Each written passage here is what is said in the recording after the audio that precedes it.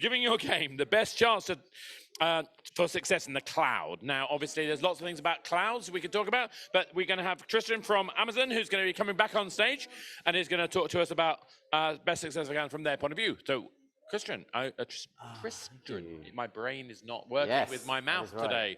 Hey, Go. Just while everyone moves, I remember one of the great examples of UX. Someone did a joke version of Doom, like imagine Doom but with UX, annoying UX thing, like saying to shoot, to make a barrel explode, shoot it, and all the rest of it. Yeah, exactly. And the thing is, those sort of things, there is an interesting issue though, which is like a lot of those tropes in mobile weren't understood by a lot of new players, and we had, because of the mobile device, everybody who hadn't played games regularly now had to learn how to play games. And so I think one of the early stages we've had in the mobile era from like 2008 to 2012 was everyone catching up with hardcore gamers like us. Yeah. Anyway, away. So I think, hi everyone. Welcome. Hope you're having a good conference so far. I know I am. I'm just fascinating so far. So welcome to giving your game the best chance of success in the cloud. I'm Tristan. I'm a sort of an SA leader within AWS, leading a team of architects that helps our customers do this exact thing, actually, give the game your best success in the cloud. Here to talk to you on this very subject. So yeah, that's me. I'm just about getting away with this photograph now, I think. 20 plus years of leading development and architecture teams, old enough that I now put the plus instead of the actual number.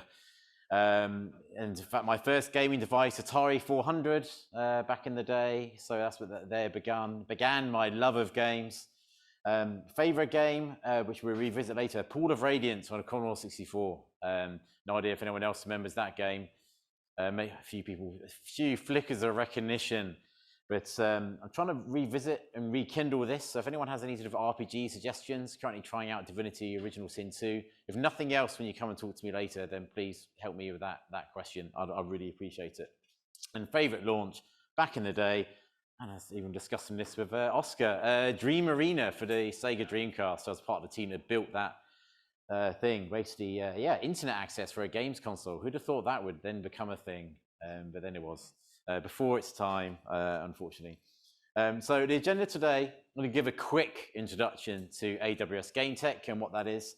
Then talk about the challenge, right? The challenge we're here to talk about today, about running your game in the cloud successfully, which will lead on to some I guess, lessons of advice or lessons from the field on how to build it right, how to run it well. And it wouldn't really be a presentation without a call to action at the end. So I'll have a call to action and some Q&A as well, if there are any questions. So I've been there. I know what it's like. You come along to conferences such as this and come to someone that's got quite a clickbaity title, and then someone just does a sales job on you, right? So with that in mind, 90% of the world's biggest public game companies use our infrastructure. I'm going to get this out of the way earlier, because one, it's cool, and two, it's actually true, of course. So Sony, Nintendo, Riot, just read them off. So yeah, so lots of big names there, but just to bring it down a bit, yes, great. We're super happy, super thrilled. We've got some huge companies using us, but we work with studios of all sizes, right? From the very biggest to the ones literally just starting out. One person with an idea comes to us, how do I build this thing? How can you help us? And everywhere in between. But yes, that's the kind of the big bang slide, as it were. So a quick overview as to what AWS Game Tech is. And we're currently breaking this down into these sort of 3 columns, 3 pillars, call them what you will. So starting with building, and it's when building your game, it's how to build it right in a modern way, to be cloud savvy, to get the best value out of it. And that includes, for example, obviously very popular with COVID. So with studios all working from home, how can you leverage the cloud in terms of building? So that's remote workstations, that's build pipelines to speed things up. That's all that part of things. Then running it, right? So congratulations, you've launched the game. So how do you launch that? How do you have enough servers? How do you keep the servers running? How do you scale the servers? How do you do analytics? And perhaps most importantly, how do you keep it all secure, right? That's the running part. And then we come to growing, and that's the real live ops part here in terms of player progression, monetization, AI and ML, community, a big subject that we'd like to look into, and of course, One Amazon, because Amazon is more than just AWS. Twitch, to obviously name one of the biggest examples in gaming. But today, I'm kind of tight for time, right? So we're going to look at these two, build and run, principally. Going to drill into these, dive deep in those. But if you have any questions on the grow part, so I'm here today. Look for anyone wearing a hoodie like this sort of jumper material, and we'd love to talk to you about it. So grab us. We've got a booth upstairs as well. But we're going to concentrate on the first two today. So what's the challenge, right? What is the challenge? Well, so back in the day, does anyone remember this game? Everyone looks so young, so young. So these are floppy disks, right? Before the internet, there were these, right? This is what you did the internet on. So this is Pool of Radiance for the Commodore 64. That's on 4 double-sided disks, right? I think you'd struggle to be able to download any game for a mobile device that would fit on 4 double-sided floppy disks. So what's the point? Well, when this game came out, which I bought from my local shop, that was the game. That game was done. You bought that game. In fact, if you developed it, if you were a developer, you released it. That was it. You were done, right? Released. Never changed. What was done? It was simple. It was a simpler time. 1988. But today, that's what game launches look like, right? You're flying the rocket ship and you're still trying to build it. There's so much just to consider. So many things that you have to consider. You have to launch, pre-launch, betas, alphas, and once you've launched, making rapid changes, all of that stuff. It's difficult. And bad releases have consequences, right? So I'm limited by the clip art we have when we build presentations sometimes, but that's angry gamer. So I think that gets the point across pretty well. And we see this all the time, right? What happens if a release doesn't go well? Well, it leads to review bombing. And what does review bombing lead to? Well, it results in less people buying your game or people leaving your game. And then what does that result in? Well, it results in revenue taking a dive, and let's hope this never happens, but studio failing as a result. And I'm sure some of you, hopefully none of you had this experience, but review bombing can happen over like the smallest thing. Like there was a game launched recently, just didn't have, I think, an Italian translation. That was the thing, and it sort of dropped to hugely negative reviews as a result. Which leads us to the first topic, and this topic is how do you then build it right in the first case? It's all part of giving you a smooth passage. Welcome, welcome. So I get it, right? When you're building a game, there's a lot to think about. So I don't know if anyone's workstation ever looked like this at any point, but imagine everything you're doing when you're building a game, from game design documents to bouncing ideas off, doing alphas, doing demos, working out climbing mechanics.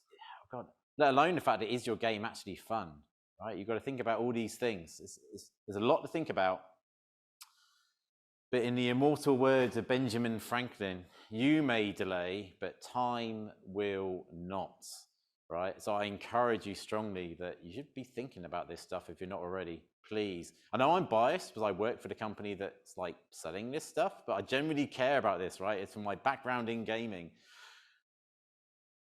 In the sense of, this is the first lesson from the field. Engage yesterday, right?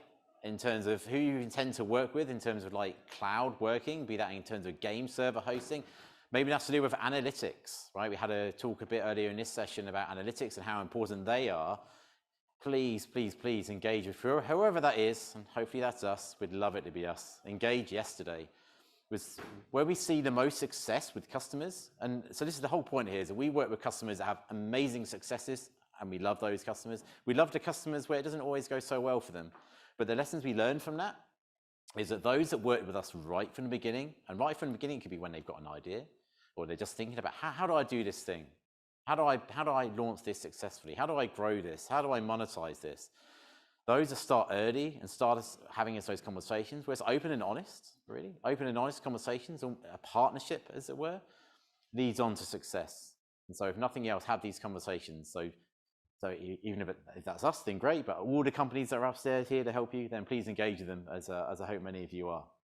It's a key lesson. Second lesson, you don't know what you don't know, right? So don't ask me about game design. Please don't, if you want success, because I'll probably suck as a game designer, being open and honest, right? And it's so complex. I mean, I look at, and I read obviously a lot of articles, a lot of videos about just how much work goes into game design. Like, I don't know, like just climbing mechanics in games, weeks and months spent on how do you open doors in a game in a way that works? Doors are hard, climbing mechanics are hard. You can spend months on this stuff and then you just throw it away because it just isn't fun. You just can't measure fun. So fine, that's what you do, right? I'm gonna leave that to you. You do a great job. But where you want to talk to us and the team is about how to do this stuff in the cloud, right? So it's almost like admitting, just come to us with these open questions, and this is where we can help. And so you can get this advice on how to build it right. It's things you might not have thought of. So sort of working backwards from the problems that you're having in launching games. We've got over 200 plus services now, which is staggering. And I'm glad I don't have to name them in this session. And please don't ask that as a question. But it's a staggering number of services. So it's almost like be humble. That's how I'd put that, just as we are.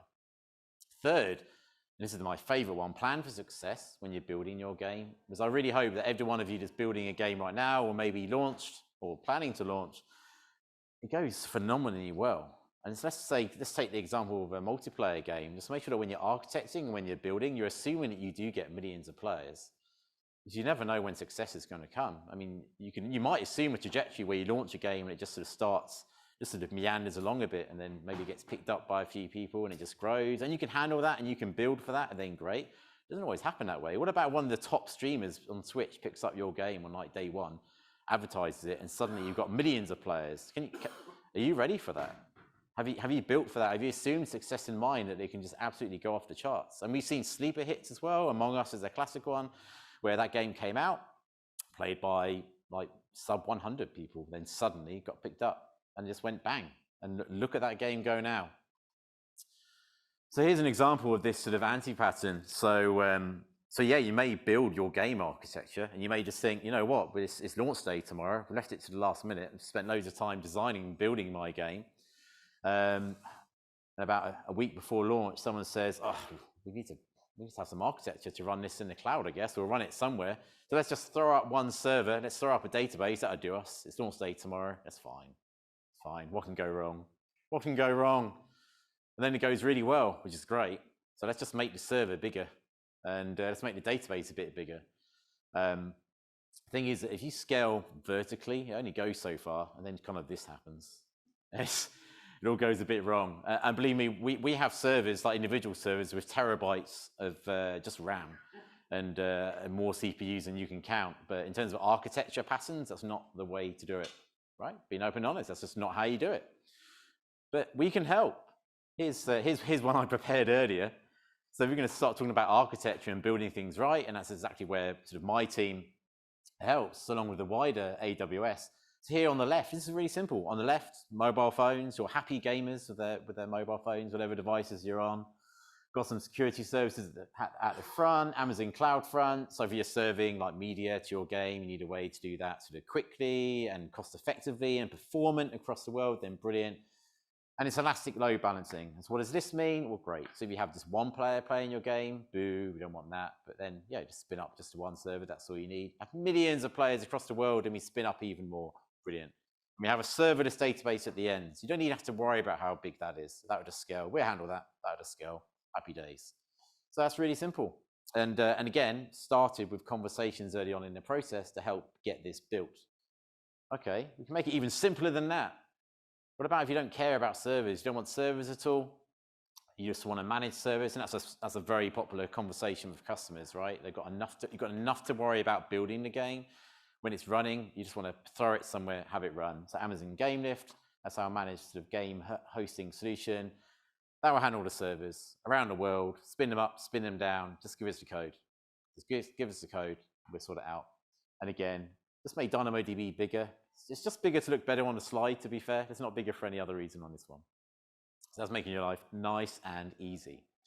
And then smooth launching, another reason to engage early, I guess, in that launching is a tense time. It's a real sort of war room situation where a lot can happen. And therefore, it's also a service where I guess we give white glove support. So there's ways that we can give support so that at that launch time, you have dedicated support to make sure everything's going fine. Servers are nicely warmed up, everything's there. If in the event of anything going wrong, you can have real live actionable support to make things go well. So again, launch support is hugely important. Everything has come to this. It's an incredibly important time. So on to the second topic, running it well. So your launch, congratulations. So you're up there. So lessons from here, security is super important, right? Actually, I haven't heard, not sure if I've heard security too much today, but this is well, we consider it job zero. That's how important it is, right? And there's two parts to this, which I advise you to consider really strongly. The first one is obviously security of your provider. So for us, obviously, that's AWS. So we take this very simply. We make sure that the cloud itself is secure. So that's everything from how we secure the premises where this stuff lives, right? Where all the kit lives, to data security, to how our staff do things, our policies, all our security credentials, all these things. So we do that, right? That's what we do. And there's a reason that not obviously the largest games and banks use our infrastructure and so on. But it's also really important from the game studio point of view, like for example, your game, your code, how you're storing data, how you're handling that. That's also done in a secure way. And I'm sure there's been numerous sort of game breaches where game code has been leaked due to these sorts of breaches. Again, we can give architectural support in how you build that. Things to consider, both in terms of how you develop that, how you secure your systems, and also security in terms of replication and avoiding data loss. So how do you make it so that you don't lose your data, which is really important for making your game a success. Secondly, this is the best clip art I guess I could find for happy people celebrating. So apologies, it's just generic people in an office, but make your releases flawless. What do I mean by this? So I mean, and this really ties into live ops. So yeah, you can get a release out there, congratulations. What about the next release? What about the next 10 releases? How quickly can you iterate each time you need to get new content up, new releases? So again, architect for this. Do you have the ability to have your game up there and run a sort of separate parallel game just for a set of testers? Maybe, just to verify it's okay. And then switch between that. And maybe switch back again if it's not working right. Again, this is where the cloud is really powerful. You can easily spin up a different type of your game and spin it down again if you don't need it. Fail fast is what we use in this sort of agile development. So if you put up a version of your game that doesn't work out, it could literally be broken. It might just be bad player feedback. How quickly can you swap back? It's a key lesson. Again, customers who are having the best success can do this really quickly. They can really go round the flywheel really fast, making new releases, making adjustments, all sorts, really quick, all the time. Third, can you gather the right data to really understand your players? And again, we touched on data in one of the previous sessions, but make sure it's the right data. Because sometimes, I guess the anti-pattern here is we see customers gather lots of data, right? They gather the data, they definitely have the data, and then they're asking the question, oh, what do we do with it? What do we need to find out? So think about that first. Start with why. What is it you want to gather the data on to understand? Obviously, it may be to investors and publishers. They may have certain things that they need to hear from you. Fine, we can start with that. But in terms of live ops and making sure the game's a success, you're engaging players, all of these things, gather the right data. And again, we have lots of analytics services, machine learning and so on, where we can help with this and help process it. But as a starting point, hope you design it right for your needs based on the questions that you need to answer. And here's one we prepared earlier. So I sometimes get advised against using complicated architecture diagrams, but this one's really simple for principles, right? In terms of on the left, that's everything coming from your game or things around your game. So game clients, streaming in data, maybe your website, if there's community stuff you're bringing in, whatever that looks like for you. But the key thing here is from left to right, it's been streamed in, which scales.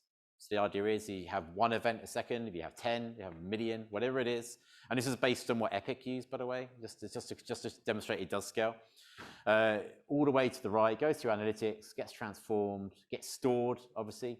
But right at the end, like bottom right, is where queries can be run on it. So we're talking about dashboards, single panes of glass, give you the insights on the data. So cope with like all that data coming in at speed, at scale, all the way to the ends to people that need it. So all the way to game designers, whatever they need. So the call to action, being conscious of time, as I said there'd be a call to action, and this is the call to action. And it's important, and it's in bold and red, and it's the first item on the page. Engage yesterday, right? So please talk early, engage early, talk to us about what you want to do, how you want your game to work. Please build with success in mind for your game. So think big, really. Assume it is going to be a massive success. How do you build it? How do you architect it so that it can scale appropriately? Protect yourself and your players. That's the security angle. To make sure it's built right, really think about security to make sure that it's being built in the right way to do that. And then gather and then execute on the right data to support your game. Thank you. Thank you so much for that. I mean, that's great. And I think what always reminds me is that back in the old days where we had to actually have so much architecture in place already for launch day, because launch day was always, you couldn't afford for the game to fall over. So you had to over-architect everything. Thankfully, we now can do the cloud, so we don't have to over-architect everything. Anyway, thank you so much for that. That's fantastic. Tristan,